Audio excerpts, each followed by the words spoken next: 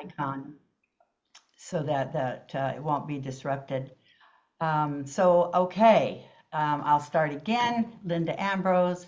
I am the chair of Blue Tuesday, and I welcome you all, and thank you for being here.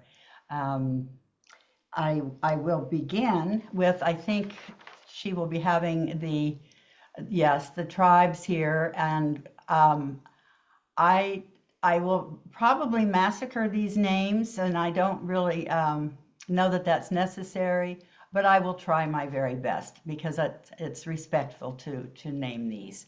We respectfully acknowledge that statewide we are on the ancestral homelands of the indigenous nations that have inhabited these lands since time immemorial, including the Achin, Acamel, Ohodom, Apache, Colorado River, Fort Mojave, Gila River, Havasupai, Hopi, Hualapai, Navajo, Paiute, Pima, Peepash, Quechan, Waukee, and Yavapai peoples.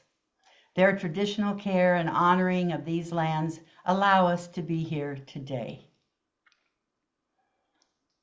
Next slide, please.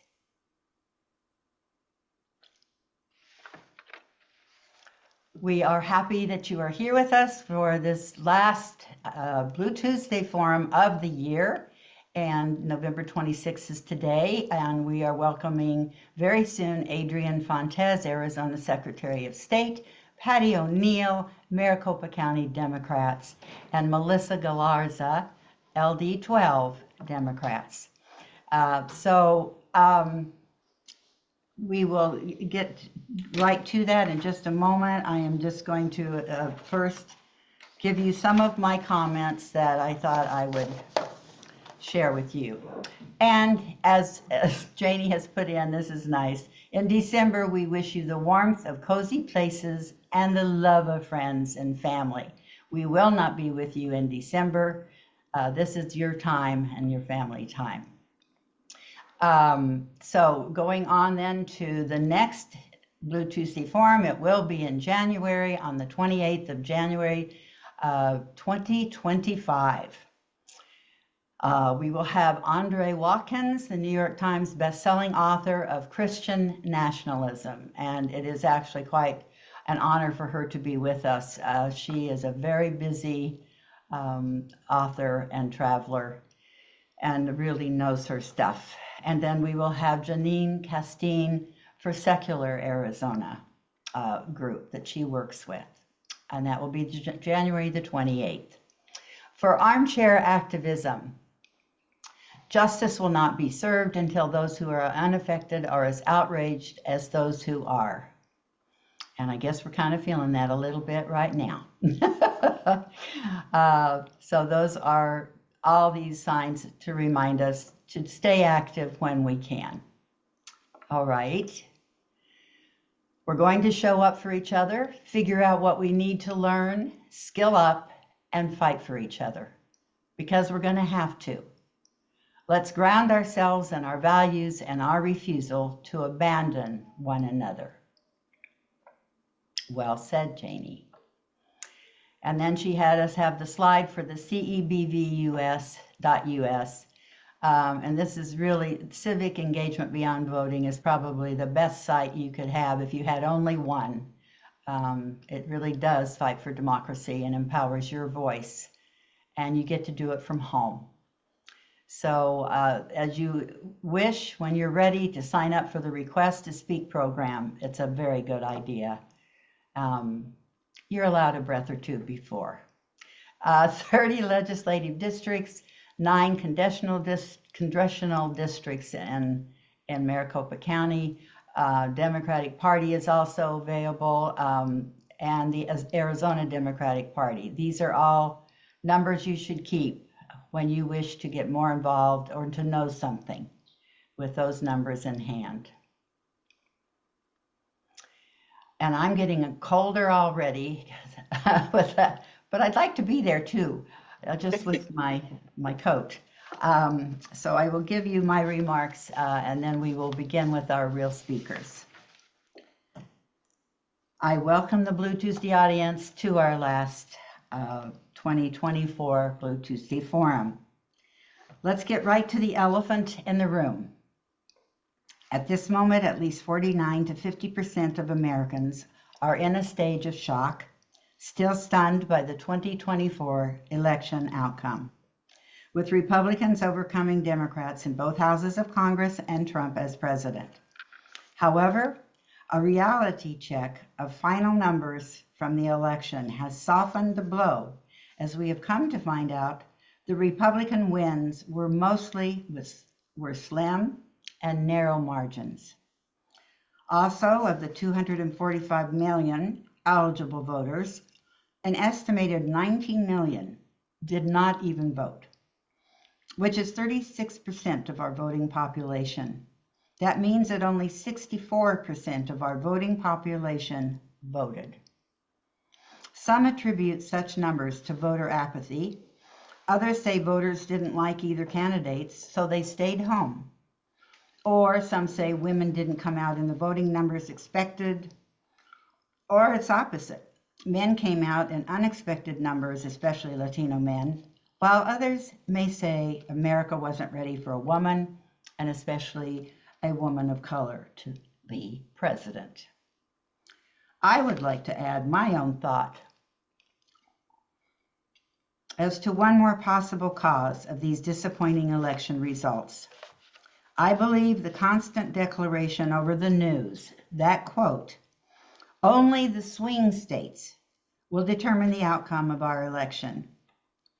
I think that caused disenchanted voters. This consistent messaging may have turned off so many voters who just gave up and thought, why vote? My vote won't count or mean anything anyway. The popular vote versus the electoral college vote is another can of worms to be dissected at another time. I have a dream that someday the United States of America will rid itself of the archaic electoral college and simply declare the winner of a presidential election from the majority of a country's popular vote, so that every vote counts, no matter what state that voter lives in. Isn't that the way every other election in our country is won? By the majority of the popular vote? I will stop there and rest my case. So back to the statistical results, which are being analyzed now and forevermore by theorists and also by experts. And in a few minutes, one of the best experts is our very own Secretary of State, Adrian, who will be joining us in the hour ahead to give us all the trusted information we need to know about our 2024 election. I just got lost because there's something here on the select a camera. Susie, do I just ignore that? Yeah, you can ignore that. Okay, because I'll keep talking. We're not seeing it on your screen. Oh, I'm sorry. I thought everybody was seeing it. Okay. So I was going to say, stay tuned for that, for Adrian's talk. In addition to my dream that the obsolete Electoral College will be eradicated, I also hold out hope that Democrats will cease to point fingers at each other to blame. From our Democratic progressives, Democratic moderates, and Democratic conservatives, all of whom are under the very, very big tent of the Democratic Party. This serves no one. May our party please remember the everlasting motto, simply put, those who are divided are conquered. Meanwhile, the next 4 years of our life will be all about our perspective, how we choose to look at and live our lives. And because each of us are unique individuals, we will move forward differently. Some of us might just sigh and resign ourselves to the inevitable Trump presidency ahead. That could be the healthiest resolve for our bodies and minds, at least at this time. But others might be more resolved to continue to fight for principles and justice, remaining vigilant and outspoken about Trump's unjust and absurd choices on his path as President of the United States. Since the election, Pete Buttigieg has been vocal to that end. Still others may listen to plausible theories about Trump's rather unbelievable winning of every swing state, having just enough votes to overpass the legal recount numbers so that none of those swing states would call for a recount. That was an amazing coincidence? I wonder. But what's done is done. Finally, there are others of us who may choose a little of each of these perspectives as we live our lives the next 4 years. However we choose, along our resilient way, let's accept encouragement from reputable sources whenever possible. As an example of such encouraging advice, I refer to the Borowitz report, emailed to me November 15th, the subject line being, "Turning off the news." I heartily suggest you get a copy of this if it's possible, because it is chock full of uplifting facts for which I have no time to share today. But one bottom line I can give you is that the mainstream media has been gaslighting Americans this entire election, giving free publicity almost every day to Trump, while rarely giving Democrats any deserved attention at all. Borowitz suggests turning off the gaslight and getting your world news from BBC Sounds or another world source. And I quote, "Though BBC is not perfect, it's a huge upgrade over what the for-profit American media companies have been dishing out." End of quote. He also suggests that, quote, "turning off the news is good for your mental health. You then have more time to do things you actually enjoy, like reading a novel, seeing a friend, or walking your dog." End quote. And may I add, at least to try it for just a little while. Ending my comments today on our perspectives, I leave you with a most heartfelt text I received November 7th from a most trusted source, our very own Gabby Giffords. And I quote, "Linda, I know all about fear and uncertainty. After being shot in the head, it would have been easy to despair. But despite the pain, I held on to hope. We must meet this moment with hope too. We must stand against division, hatred, and the erosion of truth. There will come a time to act, but for now, take care of yourself. My very best, Gigi." What an inspirational perspective she shared with us. This leads me to Thanksgiving, which offers us the greatest opportunity to dwell on all we have to be grateful for, most especially our loved ones, family, and friends. We at Blue Tuesday are also grateful for you, our Blue Tuesday friends. Thank you for sharing your time and sharing energies with us, and caring as well. We wish you a happy and very loving Thanksgiving. That's the end of my chair comments for the day. Okay, are we ready to introduce our first wonderful speaker, Melissa Galarza? Melissa? Hi, thank you so much for everybody. My name is Melissa Galarza. I have pronouns she, her. I just got elected for the second election as the chair of LD12 Democrats, which is Ahwatukee, Tempe, and Chandler. And we also have GRIC, the Gila River Indian Community. So thank you again for having me as your guest speaker. I'm very excited. LD12 did a lot this past election. We actually were one of the districts that was very successful. And I am the type of person who likes to toot her horn, I guess you would say, and say how proud I am of our PCs, our volunteers, and how much we got out to vote this year. Our district, we did elect all 3 of our legislators. They were up for re-election. And I'm going to give you some stats that I like to give. Mitzi Epstein, Senator Mitzi Epstein, she won the most votes in every single one of our precincts. And legislators, Stacey Travers and Patti Contreras, they won all but 2. And the 2 that they didn't win, they lost by less than 110 votes.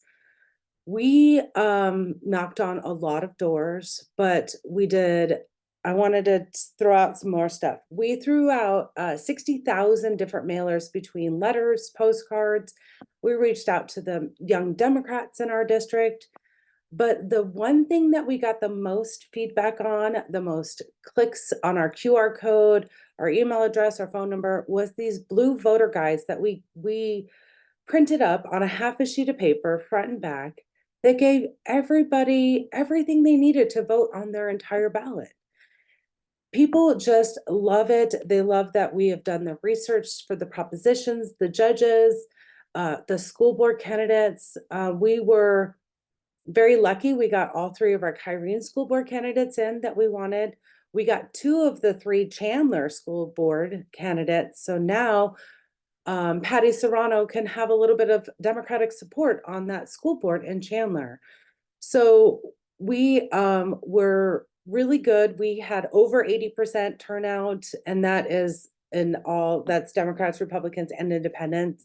I really want to dig deep and find out what we did with Democrats getting out. And one of the other goals is, Linda, you mentioned 19 million Democrats didn't vote in this election.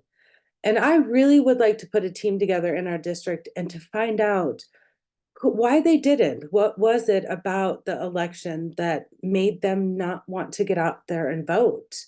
And I know that our ballots were long. They took a long time. I mean, if you didn't have a cheat sheet and you had to do your research, it would have taken you a long time. But I will tell you, in our district, we do a lot of engaging with people. We do a lot of outreach. We do events to get the community involved with our legislators, with our school boards. So we did a lot of meet and greets.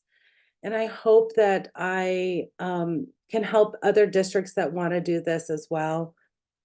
We were very, very active. I feel like this was one of our best years, and I am blessed to have a really great team. My executive board, we are go-getters. We do a lot.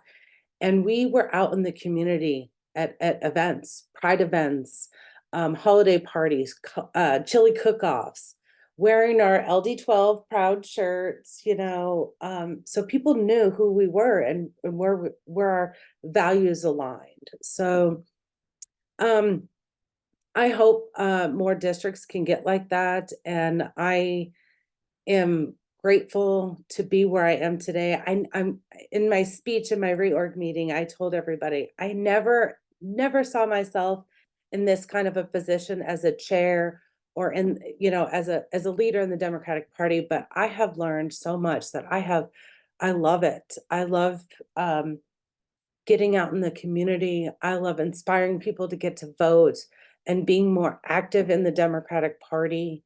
We're getting new people coming to our meetings, so we're extremely excited. We're getting ready to do a strategic planning in January to talk about the next 2 years and what does that look like. But like many people, I was very devastated after the election. But I tell people we have to keep fighting. We can't back down. We have to get out there. We have to be proud of who we are, and we have to stick up for those people that don't have the privilege that we do. So I am going to continue doing that. I want to do more with the Democratic Party as the state, as the county, whatever I can do to help. But I want to tell you a couple other things. So I do whenever I do my meetings with my people, we always do an ask of everybody. So I'm going to ask people on this call to make a difference in the way we continue in our future. And that is about money and politics. I have learned over this last election, more money was thrown out in a lot of districts, the county, the state, and the country. And so when we're getting into these holidays and we're doing a ton of shopping, one of the things I'm going to ask you is to make sure that you're supporting the companies that support our values. So I did this in my reorg meeting, and I'll put this in the chat so you guys don't have to write it all down really quickly. And plus, it's being recorded, but I'll put my contact information. But there's 3 different sites that I use. One of them is an app that you can download on your phone. It's called Good Unite Us.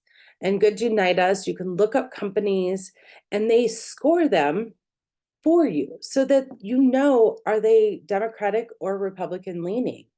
And a second one is Progressive Shopper. These do a lot of more big companies, so you can look them up on the website. But I do want to talk about my favorite. Um, my favorite is the last one, and I'm going to copy and paste this into the Slack channel or into the thing, is Open Secrets. So Open Secrets is a web-based, but they really break down all of your FEC money. And when I talk about this, I talk about things like, I just read an article before getting on this call. Walmart is a very bad company. They are now going to be taking products out of their businesses that are Black owned, LGBTQ. They are a company that we should stop supporting. And when we start supporting companies like Target, who do good for a lot of these different LGBT and Black owned and democratic values, you know, we're going to make a difference, because it has been known on social media that these companies they're listening. They hear us. They hear us. And when we're talking about boycotting some of these companies, it's out there on social media. Somebody put it out on social media. Sephora was a bad company. Don't go buy makeup there. Don't go buy your beauty supplies. And they had to put out a statement. They're like, we did not give any money to the Trump campaign. Please don't boycott us this holiday season. You know, this season is where they make their money. Everybody in this world. So a couple of other places, Sam's Club is a bad company. Costco is good. Costco is good.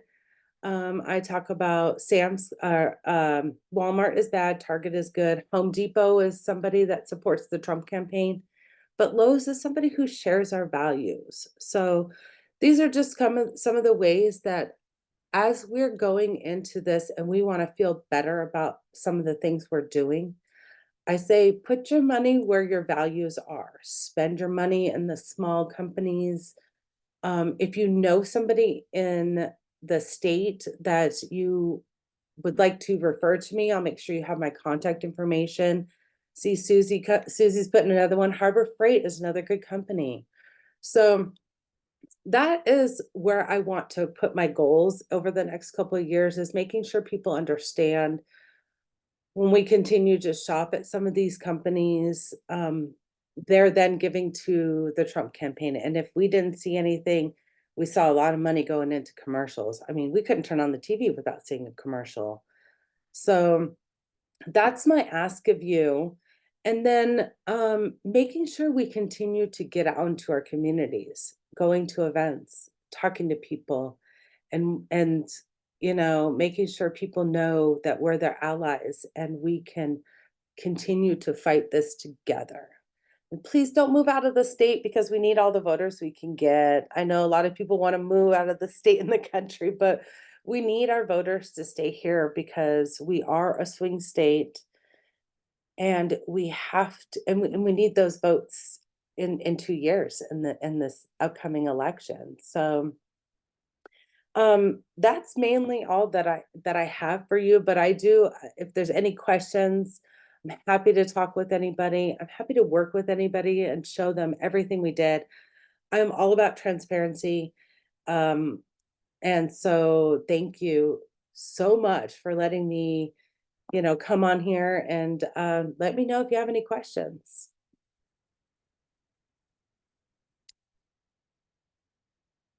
Oh, Linda, you're on mute. Okay, Melissa, I want to thank you. And I wanted to ask if anyone else would just like to ask questions. But I'd also like to ask you a few more of the companies. Do you happen to know about Lowe's? Are they also a company that donates to Trump? They have donated to some of the Republican Party, but they are way better. They do not give as much anymore. They're way better than Home Depot. Home Home Depot Depot. gives millions of dollars. So Yeah. if you want a better company, Ace Hardware, because they're more individually owned, they're good companies. So yes. And I put that information in the chat. Thank you for listening, because I really do believe that our money can go a long way when we start supporting more Democratic companies. Absolutely, Mhm. absolutely. So thank you for that information. Yes. We appreciate it so much, and for your energy. Uh, I wish I had all that energy. No, no, and you know what? And someone just reminded me, I'm also going to, oh, and Janie Heydrich's in the waiting room. Oh, I am going to be working with the ADP Small Business Council with Allison Porter and Mark Robert Gordon to make sure that we are getting the word out more about these companies, Yes. especially in the state. There's a lot of small businesses here that we need to continue to support. And when I've met with a few of them over the last couple of weeks, they're struggling. And if we don't fight for those small businesses, Yes. they're going to go away. And there, that's where I hold all of our meet and greets, and I love it. I love, my favorite is Brick Road Coffee, of course, because it's in my district. But Gabe and Jesse are amazing and so welcoming. So, but anyways, do you have any other questions? Anyone else or putting it in chat? And What would, Susan said, yeah. what would be helpful is a list of the Blue Arizona businesses. Yes, Susan, we are going to work on that. We are currently making a list. So that's why I said, if you have any in your district or somebody, please send them to me. I put my name and my email in there.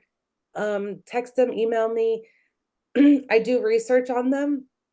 I just want to make sure, that we are for sure supporting them, but most of the time they pass the test when it's one of us supporting them. So if you have any, please let me know. And I hope to get a directory, especially for Arizona. I have somebody who is said that they could probably make it an app for us. So yeah. And she also said Los Sombreros as a local Dem company and Johnny's. So yes. Thank you. That's Thank you great. so much. We are gonna do good this year. We just have to continue to keep fighting. So please, I know it takes time to get over this past election, but I hope Yeah. that we can do a lot of good over the next 2 years. So I'm very excited to do some more in my district. And again, I hope to do more in the state party and the county party. So Well, bless you and thank you again, Melissa. And one thing I didn't say in my talk, but I think the pendulum, when it swings this far to an extreme, has to mhm. come back. And so I think you're right. This will be the 2 years to get ourselves back together, this big tent of Democrats that have many, many different thoughts, but they all have democratic values. And this is the time to get that pendulum back and swing them maybe a little more even to that left. Yes, yes. And Yeah. the more we get out there and talk to people and help them, not educate, I say not educate because we don't have to educate everybody, but just talking with them and understanding. I think we're going to we have nowhere to go but up from here. Right, exactly. All right. Bless you and thank you again. Thank you. All right. Thank you so, so much. I'm going to stay on and listen to the other Oh, two. good, good. All right, and now we're ready for the next speaker, Patti. Again, infamous energy. Patti O'Neill reminds me of the Energizer Bunny, and she never has to plug in to get any more energy. So, Patti, it's wonderful to see you again and to have you here. Thank you for being with us. Oh, thank you so much, Linda. It's good to see you. Yeah. Melissa, thank you so much for all you do. I'll be calling you. We want to talk about some district development, and your name came up.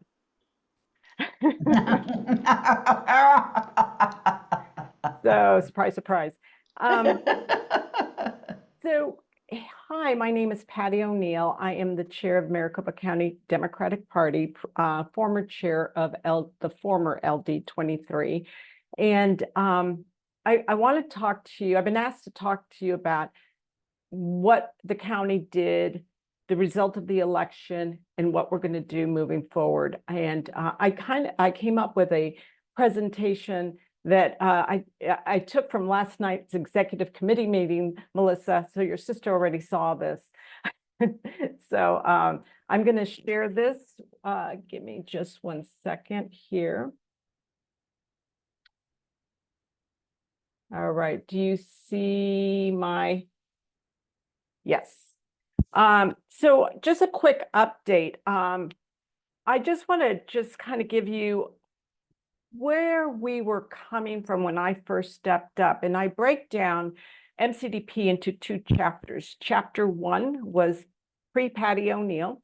And there was, I stepped up, chapter 2 started with me. In chapter 1, we had a situation where the previous executive director had to step down, and so did the chair. And because of some mailers that never happened, that was awarded to the ED's fiance. Long story short, the day before this election, that person pled guilty for this. So we can now officially put this chapter away. And I stepped up in August of 2023. And I just want to just kind of give you a snapshot of what we started with in August of 2023. John Ryder stepped in, and I stepped up. And at the time, we had 1.5 staff members. We had 40 Circle of Friends members, and those are recurring high donors that give $1,000 a year. Only 40, and we had only 2 of the 11 countywide candidates recruited, and by this last election, we had 180 Circle of Friends members. We had 6.5 staff members. We went from, at the end of July, we had $30,000 in the bank, July of this year, 2024.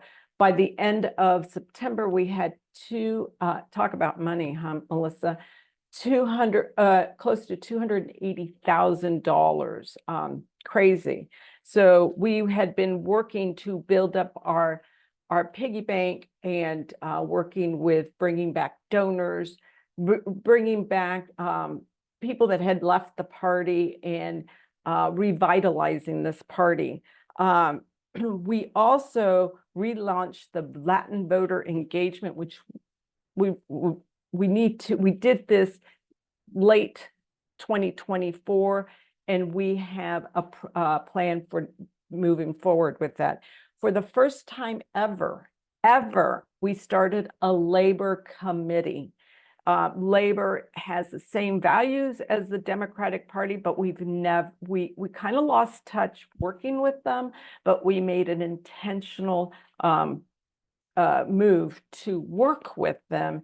And we have a full labor committee, and we meet every other month. And those committees join our LGBTQ committee that Lisa Melikowski from LD 12 chairs. They joined the Black Engagement Committee and the Senior Committee and the Equity Committee. So we talk about us being a big tent. We have been making it bigger. I'm very proud of the board that we have too at MCDP. We talk about being, again, a big tent. And on the board, we have a diverse board that represents Muslim, Jewish, LGBTQ, Black, and Latino community. So I'm very, very proud of the board that we have. Okay, let's talk about, we talked about donors, we talked about our candidates. We had 10 of the 11 candidates, countywide candidates. That's the most that we've ever recruited.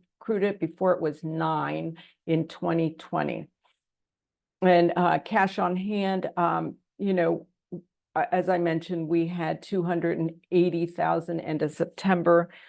Our GOTV, let me talk to you about GOTV. In our staff, we, for the first time, we looked at it differently. This is a big county.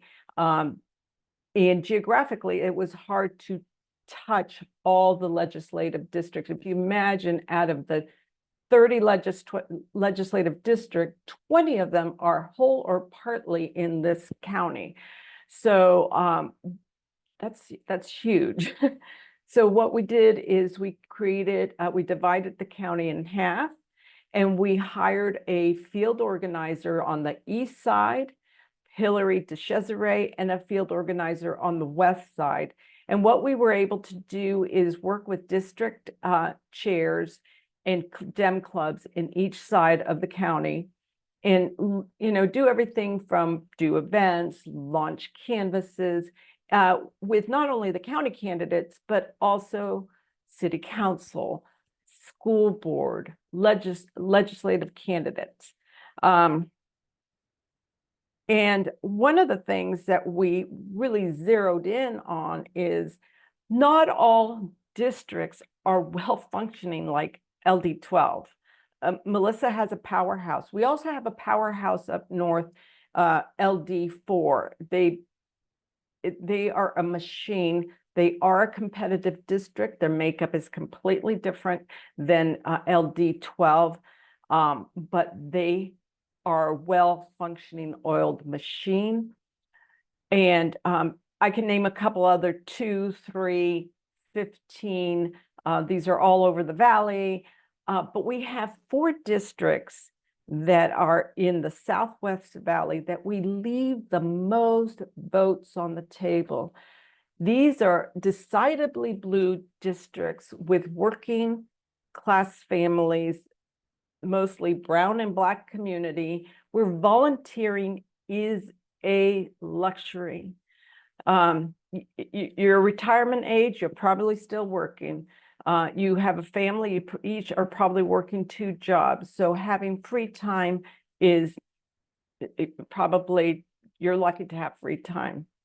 So volunteering is a struggle.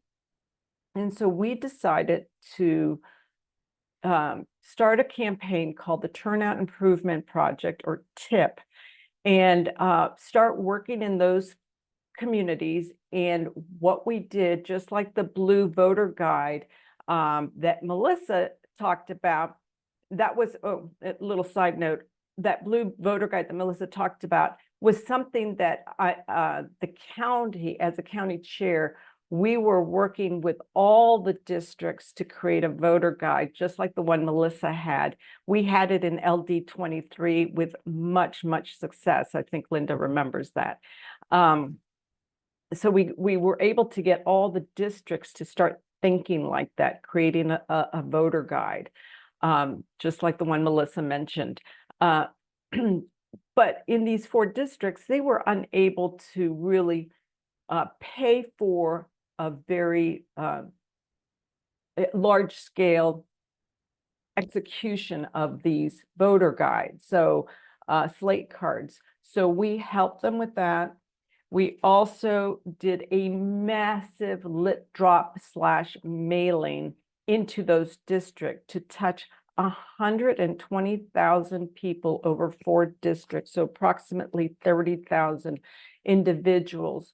We had a massive lit drop. I wish we talked to them, but we just didn't have, we had a short runway to do that. So we started in September with this massive lit drop, and in the end, we were able to reach 130,000 doors, combination of lit dropping and mailing. Okay, so let's talk about the election results. So all of our efforts, all right, it wasn't the election that we wanted at all. We misread the tea leaves. It was one of the things that kept haunting me about, because I did do a little bit of door knocking on the west side, is knocking on those doors and having a conversation with a gentleman, and I was looking for his wife, right? And he barely spoke English, and I thought, okay, this is my opportunity to speak Spanish. So he said, no, she's not voting for a Democrat. We're voting for Trump. And I said to him, why? And he goes, groceries. And I couldn't even challenge that, because grocery prices are high. I have to look and shop for 2 or 3 different grocery stores to just at least save the family some money, right? And all this man wanted to do was put food on his table. And it was at that moment I realized that we were not talking to the everyday person. Democrats get too wordy, and we talk about, oh, the economy is doing great. We're leading, our nation's leading all the other nations in economy recovery after COVID. But that message wasn't translating to the guy who just wanted to put food on his table, because we can't talk about store mergers. He doesn't care. We can't talk about food supply chain because it doesn't matter to him. He just wants to put food on the table. And, forget the avian flu and the price of eggs and how that's gonna, how that affected eggs. He just wanted to put food on the table. The other thing is that we couldn't get over the fact of a woman running for office, and a man was going to fix these problems, and immigration. So I just want to share the next slide here nationally. You guys have seen this. We talked about this. Linda talked about this. It wasn't a blowout. Look at Harris. She only lost by 1.58%. That's not a blowout, right? But our turnout rate is terrible. And when you look at 2020, that's also a function of, and it says a lot about mail-in voting, that we should probably be doing a greater amount of mail-in voting, because that was during COVID, right? So, and we need to talk about in Arizona, it mirrored the national turnout rate of 64%. And we're going to just make that a little bit more complicated too. We have a registration disadvantage in this county, okay? And I'll talk about that in just a minute. And 2024, how did Maricopa do? Again, trending here, Harris underperformed. But isn't it interesting how Gallego overperformed, and even overperformed from Trump here in Maricopa County? So they're willing to, and I joke around, if your name is Gallego, you won. So Kate Gallego won, and so did Ruben. So let's talk about what MCDP is going to do next year in the next election cycle. We talk about voter registration disadvantage. We need to be registering more voters. And it's not only just registering them, but following up with them. Give them a reason to come and join a DEM meeting, a legislative district meeting. We need to be reaching out to them. We also need to do listening. We weren't listening to the voters, just like that gentleman that I talked to you about, that I spoke with out on the west side.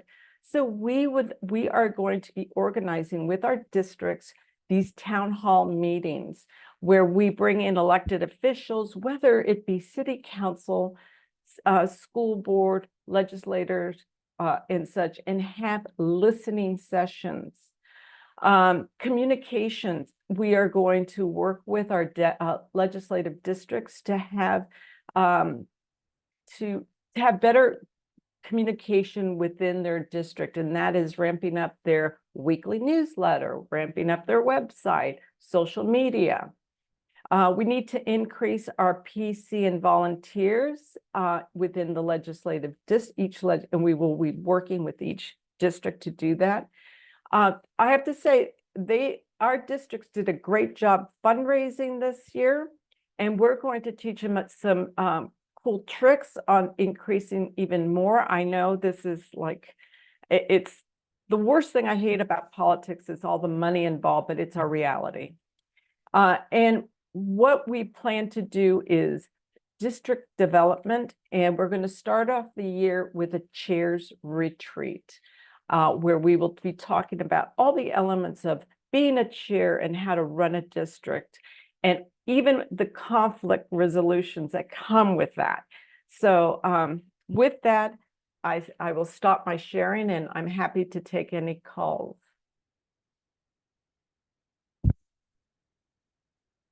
Does anybody have any questions? Thank you, Patty. That was awesome. And seeing it on graphs is so much easier to understand than even me just talking about it as I did. So thank you. Yes, you're very welcome. And I just want to remind people that 90% of the eligible voters in our country, 90 million, pardon me, did not vote. So for 20 million of Democrats not voting, that's not a bad ratio. I think we got out more than we thought we would. It still has a ways to go, but 20 versus 90 million non-voting, that to me is a little more positive than I had thought. So I'm glad you brought that up again. There is a question from Susan B. about the undervotes. Yes, we do have some information on the undervotes, but we don't have it broken down by party affiliation. That's still to come. We just don't have that information just yet. I see somebody else has. Melissa. Hey, Melissa, you're in the car. Hey, I am. I pulled over. Don't worry. I need you. I said, well, I went home to do this meeting, and I'm like, I got to go back to work. Yes, I work full time. But one of the things that you mentioned was PC recruitment.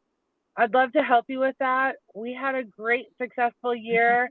We recruited 259 PCs this year. And so I girl, do. Your name came up. I'm one step ahead of you. Yeah, and so that you can definitely put me down for that. We had a great success with reaching out via text message to people who have voted in every election over the last 4 years. If they have voted over the last 4 years, we specified a specific message to them. And again, we had, I think it's 125 brand new PCs this year. So put me down for that one too. Oh, yeah. Yeah. We're going to be working really close together this year. Okay. Thank you, Melissa. Thank you. All right. Well, Patty, I think that we're supposed to get started here with Adrian. So I just want to thank you so very much and for being here with us. And we have more people here, and that's wonderful too. And so, if I may, I will introduce Adrian Fontes as if anybody needs an introduction. He being our friend. Bye, Patty. For many, many, many years. And Adrian, you know we love you and adore you. But before you get to talk, Janie gave me some things I have to say about you. Not that it's hard to do, but this is a little of your background for anyone that doesn't know you that well. So here is the first slide, and I will give the history, if I may. As a former Marine, Adrian is a father of three daughters, an attorney, and he is an elections administrator. Adrian has spent his whole career fighting for justice and democracy. Public service is in Adrian's DNA. Growing up in the border town of Nogales, he was surrounded by exemplary role models. Adrian's grandfather, Tino Fontes, became a U.S. citizen after serving in World War II. After taking on several jobs to help his own 6 children graduate from college, Tino Fontes became the mayor of Nogales, Arizona. Inspired by his grandfather's service, Adrian enlisted in the United States Marine Corps. Serving his country taught him the importance of dedication, discipline, and sacrifice to fight for the American dream. Now to slide 2. Upon graduating from law school, Adrian spent his career advocating for justice and fighting for the vulnerable and disadvantaged. As our county recorder, Adrian revolutionized a broken, outdated, and unjust voting system by making elections more accessible and more secure than ever before. And we who've lived here a while remember that one under Helen Purcell. From day 1, he immediately got to work professionalizing the operation and implementing a comprehensive plan in advance of Election Day, which was securing polling locations, recruiting and training poll workers, and educating voters on where, when, and how to vote. Look at that smile, Adrian. And slide 3.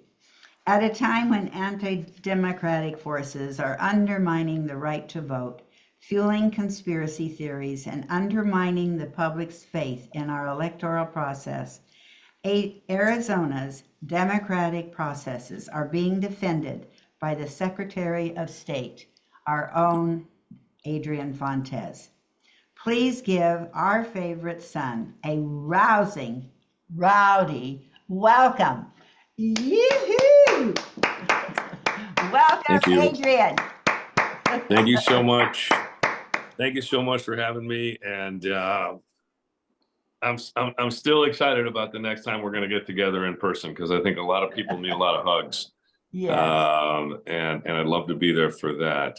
Thank you for having me, Patti. I caught the tail end of your presentation. Lots of great information coming from our great county party chair, and super glad for all of the support that so many of you gave, not just to my office and our efforts, but to elections officials across the state, and specifically to those folks who spent a little bit of time either as volunteers or temporary employees in our polling places, our vote centers, making sure that voters could vote. And so I'm here today to give you a quick rundown of 2026, what the state of election administration here in Arizona happens to be, and what's going to be happening moving forward. First and foremost, we're in great shape, folks. The state of Arizona, I don't think, has ever been in as good a shape when it comes to election administration. Now, I will put a little asterisk on that, because there were some problems across some of the counties, but none of them were statewide problems. Each of them were individualized and could be easily identified as someone in the county here and someone in that county there did a little bit of something that may have caused an issue. That being said, the great majority, many millions of our voters didn't experience any hiccups at all. We got our results in, given that we had 2-page long ballots and such an enormous amount of processing that had to happen, about on average time. So given the volume of work, we really did a lot better in Arizona than people will give us credit for. One of the things I thought was really funny was when some of our friends on the political left started asking like conspiratorial types of questions like a day or two after the election. And I'm like, y'all, we're not done counting yet. That's not all the ballots. You know, they're like, there's not as many ballots as last time. I'm like, yeah, no shit. They're still counting them. You know, Arizona's done now, but you know, New Mexico canvassed today. Utah's still counting. California is still counting. So we got to slow our roll, folks. We got to understand it doesn't all happen at once. But one of the other things I think that's really, really important, you know, I said at the canvass yesterday while I was sitting with the governor and the attorney general and the chief justice of the Supreme Court, I said something that some people don't agree with, and I want to tell you guys why I said it. I said the age of election denialism is dead. It's for all intents and purposes over. Now there's still some lingering cases that the AG has to take care of. I get that, you know, and Kerry Lake hasn't moved out of the state yet. I get that. That'll happen eventually. But the bottom line is this: the notion that there's something wrong with our elections when for the last 3 cycles, 20, 22, and 24, we essentially used fundamentally the same laws, the same systems, the same people, and the same types of ballots across the entire state. The only thing that changed was the political result. We know absolutely that we don't have any issues with our elections here in Arizona. And so yet again, now I'll say it again because I've said it before, we stand vindicated as folks in the election administration world here in Arizona who are doing our job. The leadership that we have shown in the face of undying scrutiny and an unwieldingly and unfair set of circumstances, to be honest, for most of our elections officials. They just don't hold any water. Those accusations are nonsense, and we've proven that time and time and time again. And that's one of the reasons why I said that, because I think that any possible legitimacy that election denialists like Mark Fincham or Wendy Rogers or any of these guys might have is dead. Even our new county recorder is going to have to come in, and he's going to have to come in eyes wide open because he's inheriting a system that not only showed him winning, but it showed Donald Trump winning as well. So what could possibly be wrong with it? And I think not unlike the recorder before him, one Stephen Richer, and even the recorder before him, you know, if you remember in 2016, I know Paul remembers. Paul's like Pepperidge Farms. He remembers. Like in 2016, I was not a big fan of mail-in voting. I had my issues with it and I had my questions about it. And it wasn't until I got in the office and saw how the system worked that I became a very, very big advocate of it. And Richard wasn't either when he ran in 20, and neither has he been running as a candidate. I genuinely believe that once folks get into the guts of the system, they don't take it on faith anymore. They know. And it's okay, in my view, for folks to be able to shift their tune a little bit. I did, Stephen Richard did, and I think recorder elect Heat may very well do the same thing. And speaking of county races, and I know that people got bloodied up and down the ballot, let me talk a little bit about the political outcome, since the election administration part is pretty solid. I think a lot of Patti's analysis is on the nose, but it's stuff that I could have told anybody at any point. You know, Democrats are really worried about all of the people in the room and every single person feeling validated, dignified, and perfectly happy. And that's not how you win elections. That is absolutely not how you win elections. You can govern like that. You can make sure that when you're setting forth policy that actually has an impact, you're caring for the least among us, that you're taking care of the vulnerable in our communities, that you're establishing policies that are going to be just and upright and moral and, you know, humane. But you can't win elections like that. Elections in America are a blood sport. They've always been a blood sport. And when we bring this soft attitude into running our election, into our campaigns, as Democrats generally, we lose. There's a reason Ruben Gallego outperformed even the top of the ticket on the winning side. There's a reason that Mark Kelly and I both won by about 120,000 votes when the next closest statewide candidate was, you know, in the teens. The reason is We campaign to win. We do our politics to win. And then when we govern, we know that it's a different thing. We understand that governance is about compromise. Politics is not about compromise when you're talking about electoral politics. The problem with Democrats is we want to be Democrats all the time. We want to be kind all the time. We want everybody to feel included all the time. That's our problem. We're too friggin' nice. We want to be nice all the time. And we forget something that's very, very important. And let me put it to you this way. You know, when you're making bread, your hands get dirty. They get egg, they get flour, right? And when you're changing your oil, your hands are going to get dirty. But it's a different kind of dirty. It's a very different kind of dirty. Just like running for office and running an office are two different things. And I'll come back to what Patti said. More than ever, now is our time to go out and register voters. Now is our time to close that enormous gap and actually go out and fight for the hearts and minds of these voters, and actually go out and throw some political punches that are going to hurt some people's feelings. Because if we care about making sure that we don't have families separated, if we care about not having an economic collapse, if we care about not having Nazis and child molesters running the highest levels of our government, then we shouldn't give two shits about how somebody feels when we're in these kinds of meetings, planning the next electoral victory. We can care about that when we are governing, when we are in the office. Winning is not nice and neat, but it sure does make it easier to govern.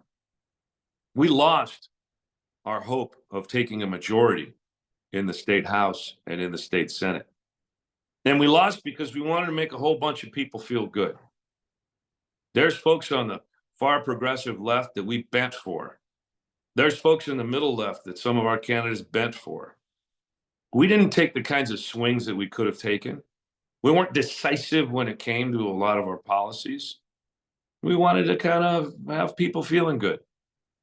And we had all these questionnaires from all these organizations that wanted to nail us down to their own particular proclivities, or we wouldn't get their endorsement. We wouldn't get their check. As candidates, we have to stand on the principle of this: win. That's the principle you stand on as a candidate. And our candidates didn't do that. Our party generally didn't do that. And that's why we didn't win. It's not a hard explanation. We campaigned as we were thinking about governing. We didn't campaign to win and then take the offices so that we could govern. And now the governor does not have a majority in the House. And now the governor does not have a majority in the Senate.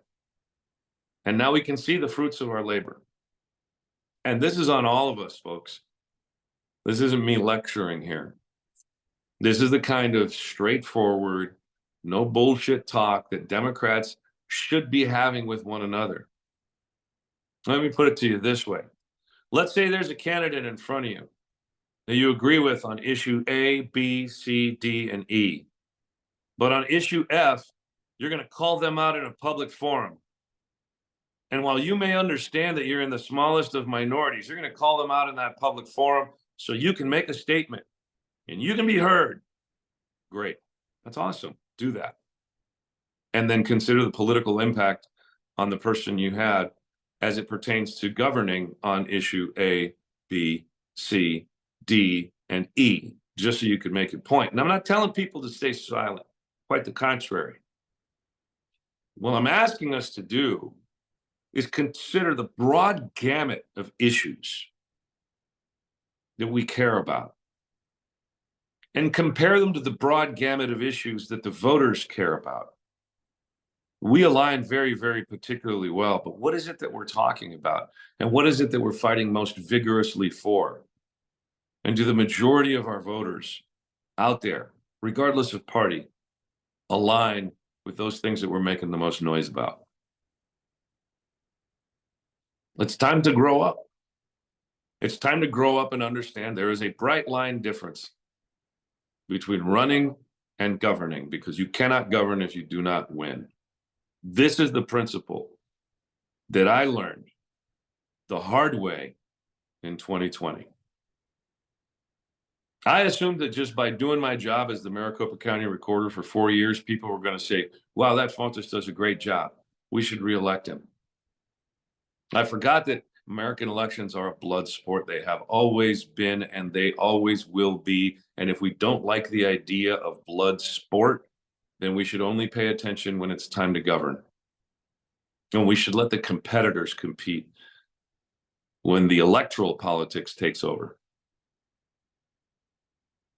We're going to have to raise a ton of money. We're going to have to knock on a ton of doors. We're going to have to register literally hundreds of thousands of voters. And we're going to have to get started on that now.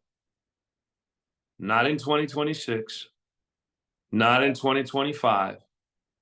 We need to get started on that now. The deficit is enormous, and it's only going to get broader because the wind of victory at their backs has emboldened these folks who we would just as soon have relegated to the dustbin of history. And we had to gird ourselves. We have to become brave enough. And we're going to have all of the kinds of fights you can imagine. Don't forget, Joe Arpaio's #1 henchman will be the incoming sheriff. SB 1070 2.0 got passed because for some reason, the Latino groups on the political left decided not to campaign against it. And it passed overwhelmingly. And now we're going to have a Trump administration with an ICE administrator who is hell-bent on deporting all kinds of people. And even if they're got citizens who are members of their family, he says, we'll keep the families together. We'll deport them too. This is what we're up against right now. And this is the real talk that may not be pleasant and it may not be easy to listen to. But that's what we need right now. Because kumbaya ain't going to cut it. This is a fight for Arizona. It is a fight for America. And it's a fight I could not be more proud to be in with you. Because we're going to come storming back in 2026. The Trump administration and their henchmen are, if anything, clumsy, arrogant, and stupid. And that's a really bad combination. We will be fighting as we like to from the outside. We will be the minority party, and we will be vindicated in 2026 if we don't hedge, if we don't pretend, and if we listen to what the voters want, the vast majority of voters, and we have enough political sophistication to help our candidates who can win to win. And then when it comes time to govern, we can help them govern because we'll help them win. I'm excited as hell for the challenge. I think it's going to be really rough, but I've never been one to back away from a fight. And this Marine's going to be right in front of the charge. And I'll tell you right now, whatever the challenge is going to be, I'm there for it. And I hope you guys are going to be there with me. I've gone on for a minute or two, probably a little bit too poetic there for some of you, but I'm happy to answer any questions. Linda, if you'd like to let me know who needs to chat. Thank you very much, everybody. I love you guys. Thank you, thank you, thank you, Adrian. Oh boy, was that a shot in the arm. We needed that very desperately. My husband is sitting there with a big smile on his face. Jerome has said this from get-go, and now his Adrian has repeated these things. Thank you for being so honest, so upfront, and with such integrity. Always you are. And I know other people would like to ask questions, but may I ask one or two myself real quick? Sure. What about your goals in the next 2 years? And of course, we're getting to the lieutenant governor, a whole different set of rules and laws and all of that's going to be put in place. What are your thoughts about that happening in 2026? And of course, the last question would be, what are you going to run for?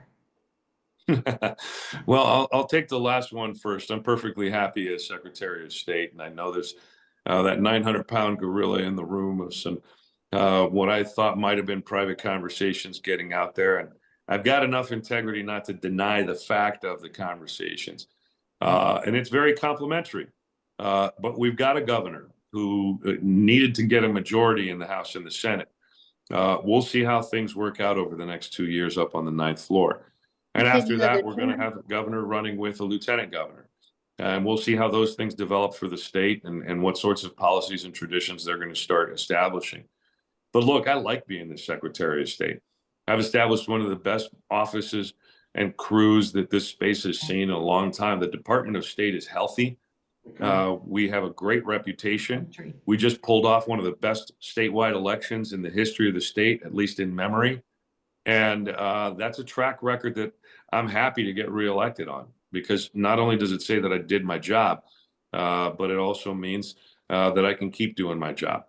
And so unless there are any drastic changes, like I win the lottery and decide to move to Barbados or anything like that, I think you can figure out what it is that I'm going to be doing next. Yeah. Thank you, Linda. Okay.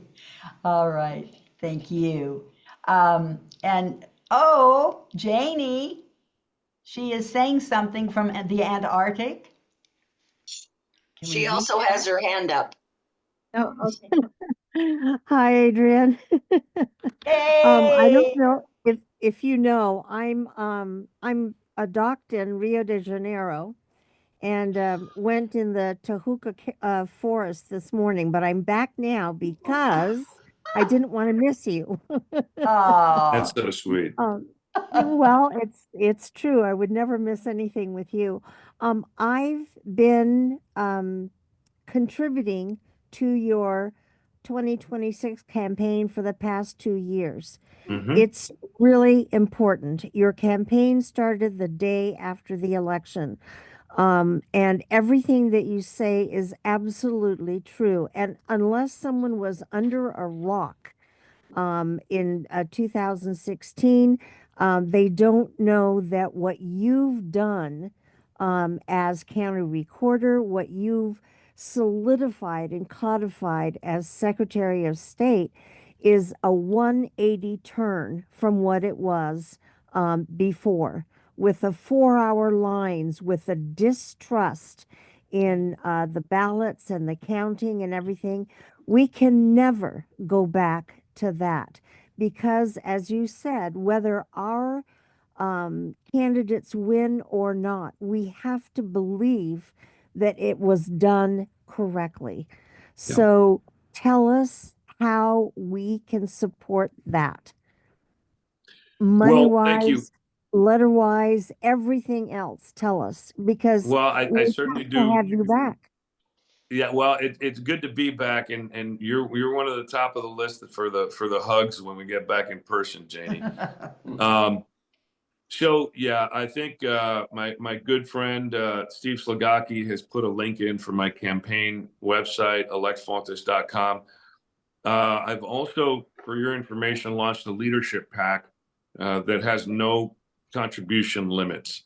That leadership pack is designed specifically to build political strength, to make sure that we have a democracy's future that is bright, a democracy's future that has opportunity, a democracy's future that lifts all people and makes sure that democracy has a future. And that's why Democracy's Future, my leadership pack, exists. We did start it right before the election, did help some of our Democratic candidates around the state in lifting many of them, and we will continue to do so in on cycles and off cycles. This for me is a lifelong passion now. It's not just about my own reelection, although we will continue to focus on that. So there's a couple of different opportunities. for folks to pitch in and help. Now, the money is one thing, but there are also a lot of other ways that folks can get engaged and get involved. First and foremost, something that many of you on this call have heard of, and if you haven't, I'll let you know. In the state legislature, there is a system called RTS, Request to Speak. The Request to Speak system is one where you can come down to the legislature, or many organizations will have folks come down for you to sign up. In any event, the system portal has to be opened by someone here at the legislature. And you can track legislation and submit your approval, disapproval, and commentary for your legislators to see and to read. And I will tell you, the RTS system does have an impact. The folks down here at the legislature do pay attention to it, particularly if you've got some well thought out commentary on some of the pending legislation. Now, we don't have anything pending yet because the new session isn't going to start until the second Monday of January. However, getting signed up is something that you can do. And I'm sure there's folks who can help direct you to that sort of activity. But, contributing is incredibly important. We are not just in my campaign at electfontes.com, but also at Democracy's Future. And that is a major deal. One of the things that we're doing is hosting some experts from across the United States of America at a private event in the middle of next month. And honestly, we've got a debrief with some leaders from around the left-leaning political space this evening. And we're very, very excited about getting folks together and making sure that we are reading from the same playbook and that we're moving in the same direction together and unified and focusing on the fundamentals. At the end of the day, I take the example from my work, even from my time in the Marine Corps. Back then it was, are you a skilled rifleman? Right now, it's, are we being distracted by bomb threats or AI threats? Are we sticking with the fundamentals of election administration? Are we worried about the ballots? Are we worried about the voters? Right? Don't let the distractions distract us. We as Democrats, we as folks in this space need to make absolutely certain that we are sticking with the fundamentals, that we are registering voters, that we are out there talking to these voters after we've registered them and making that real person contact that's going to help expand our sphere of influence by utilizing those folks in their communities and their families. So once we stick with the fundamentals, we're going to start doing much, much better. And I think that's what's really important here. So just again, getting engaged and involved in whatever way you can, but particularly from my efforts, if you go to dfpac.org, I think Steve just put it in the chat, you can become a member of that political action committee and join us on our journey. And if you'd like a little bit more traditional way of looking at things, you can also contribute at my campaign to electfontes.com. Thank you so much, Janie. And I want to underscore with what Stephen has put in there and what you just said, that you as an individual are not just campaigning for Adrian Fontes. You are campaigning for democracy with whichever candidate and whichever office can support that. So contributing to you does that. It reaches out to all of ways that our values can be manifested. So bless you, Adrian. Thank you so much, Jenny. I think Nick's got his hand up, Linda? Yes, Nick Collins. Hi, how's it going? Good. So just listening to all the speakers, I think Patti, I think Adrian, you agreed with her, that the economy seemed to have probably the largest impact. And to me, I don't see what we could have done about that very differently to change that, and that being the biggest issue. But Adrian, I acknowledge what you said, that there are issues maybe that are important to some of us, and maybe people made too much noise on some of those issues or signed certain questionnaires that weren't so popular and made it hard for us later on. But there are some issues that are important to that the majority of the base of the Democrats agreed with, that they thought, and that wasn't reflective at the top of the ticket, or that was something that some people like me were pushing for some people to speak out on. And we didn't hear that. And to me, it's very confusing to hear issues that greater than 70% of the Democratic base agree with, for example, whether to condition weapons to Israel, right? Issues that matter to the base a lot, right? It may not have been the top issue for them, but the majority of them agreed that they think it should happen. And I think that maybe those people thought if they heard something from the top of the ticket for some people, then maybe that would have, I don't know, triggered some different reactions, or maybe people wouldn't have stayed home. So I hear about you, I hear your point you're making about issues that may not matter to the majority of people, but this one did. This one mattered to the majority of people. And why couldn't Harris or the campaign allow a speaker or say something more to make this easier for people, for Democrats to get out and vote the way they really thought they should? So first, a local perspective and then the national perspective. Locally, even if you get 70% of the Democratic base, you're getting something in the neighborhood of about 20% of its voters. Okay? 20% of the total voting population. And that's just math. That doesn't say anything about how I feel about what's going on in the Middle East. That's just math. And if we are looking at numbers and winning, we cannot avoid the math, period, end of sentence. Number two, when we look to our national leaders, I honestly believe that you had, the Harris campaign, who as vice president to President Biden was between a little bit of a rock and a hard place, not super easy to navigate away from the sitting president. And I don't think she disagreed with the president, versus a Donald Trump who's far more pro-Israel, who's far more anti-Muslim. He's on record as being anti-Muslim, right? And who would be even worse for the people who are suffering right now unjustly in the Middle East.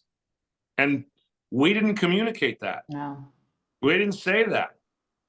We didn't come out aggressively and say, we may be not great, but they're not only worse for those folks, but but are we justified in saying we want to be where we are, and actually putting up an affirmative fight as against that? So on the one hand, math is critically important. You can't get away from the math. And on the other hand, that hedging towards the Biden-Harris agenda, which is what we're active under, and she kind of had to defend. She didn't say Donald Trump is worse on it. She didn't say Donald Trump would be worse for the folks that are suffering in Gaza. I didn't hear that from anybody. I didn't hear that from any of the surrogates. We know it to be true. People knew that. People knew that. I talked to. I didn't hear it from the stage, and so we don't always get what we want. Yeah. And that's a hard pill to swallow, but it's a political truth. Okay, I don't always get what I want. All right, when it comes to the Democratic Party, I still have some people using the term Latinx. I personally find that deeply offensive, because you're Xing out the gender base in my mother tongue. It is a gender-based language. You're either Latino or you're Latina. You're not Latinx. I don't want somebody outside of my culture inventing new words and then forcing me to use them. But how many times have I said that before right now? None. Why? Because I want Democrats to win. And I'm not going to divide what ought to be a unified party on my personal proclivities that impact the way I think people see me personally. Okay? We have to be mature about this. We can't let our emotions override our need to win and therefore be able to help people. Because being right may feel good for the moment, but winning can actually help solve problems.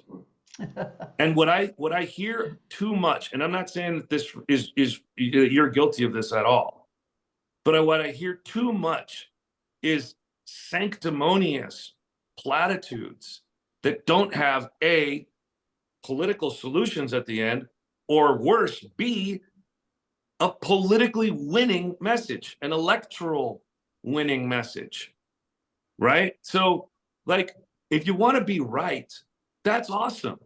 That's super cool. Go be right. But please try not to get in the way of those of us who are trying to win so that you can have a voice that's included at the end of the day. That's the purpose here. I hear what you're saying. I think there are issues like that, but this is not one of those. It's quite the opposite. Most of the Well, I know you said the voters didn't 20%. agree. I don't know where the 20% number comes from, but if you have 70%, 70 to 75% of your base wants one certain thing, to say that the 25% is right or is more No. well, I don't understand. You're not hearing what I said. In Arizona, we only have about 28, 29% of the total registered voters. And so if 70% of our base agrees with any statement, that's only 20% of the total voting public. That doesn't win. That's where I'm getting the math from, because I'm not playing to my base. I'm playing for the win. My base won't win me shit. I have to run towards independents. I have to run towards Republicans. I don't have a choice to play just to my base. That doesn't win in Arizona. Right. I know my electorate. I know the voters. I know the issues that they want to hear about, and I want to win. And that means sometimes I'm going to swallow a little bit of my pride, and I'm not going to rail against this, and I'm not going to rail against that, because I'd rather win and be in a position to govern to try to solve those problems than to continue to be on the outside and get my ass handed to me on policy. I understand, but they did take that. There's no buts. There's no buts. They took that There's tack no and buts they about lost. that. You can't fight against the math. And respectfully, I say this to you. You can be right in your passion. You can be absolutely morally justified in your stance. And I believe you to be. But this isn't a question about who's right. This is a question about winning political races, period. Yeah, I agree. And they lost. They lost. Right. I think because they didn't choose to be right. Well, I think they lost on an issue that's totally different from the one that you're talking about. But we can have that conversation. I think the economy was the biggest one too. But I think they could have had a better chance to win if they chose another tact. And opinions are like ankles. We're all going to have them, and I'm not always right in mine either. Right. And thank you, Nick, for that. We will have to wrap up here in a minute, but you're so realistic, and a lot of us Democrats feel the same way. You watch those commercials, and Jerome and I would sit there and say, "Why aren't you saying fighting? Why aren't you saying what you really think? Why are you going blah, blah, blah, blah?" And it's all so frustrating. So many of us Democrats need your leadership. So if you can get as much publicity and talk to as many as possible, I know you're a very, very busy man, but wow, do we need to hear you more often. Well, Linda, I appreciate it. And Blue Tuesday, I love you. Again, I will say, if you want to hear more and you want to hear more on a lot more stuff than just this office, then, Democracy's Future PAC, dfpac.org is out there. I know Steve put it in the chat. We're happy to work with a lot of folks, but we're not going to be shy about our messaging. We're going to attack the problems in our society. We're going to go after the bad guys. And remember, I'll say this in closing. It's never bad to punch a Nazi. Have a good afternoon, everybody. Spoken like a true Marine. Thank you, Adrian. Thank you. Blessings. Bye, everybody. Bye-bye. Thank you. Wow. That was something, quite an energy shot there for all of us. We are grateful. I think it's time to close for sure. We're just running a little over, but I just want to get, if we could, the next slide, Susie, for the January program. Once again, to remind people, we wish you the happiest of holidays ahead, and we'll see you in January. There we go, January 28th with Andra Watkins and Jean Castine. Meanwhile, take very good care of yourselves. Thank you, thank you, thank you for joining us.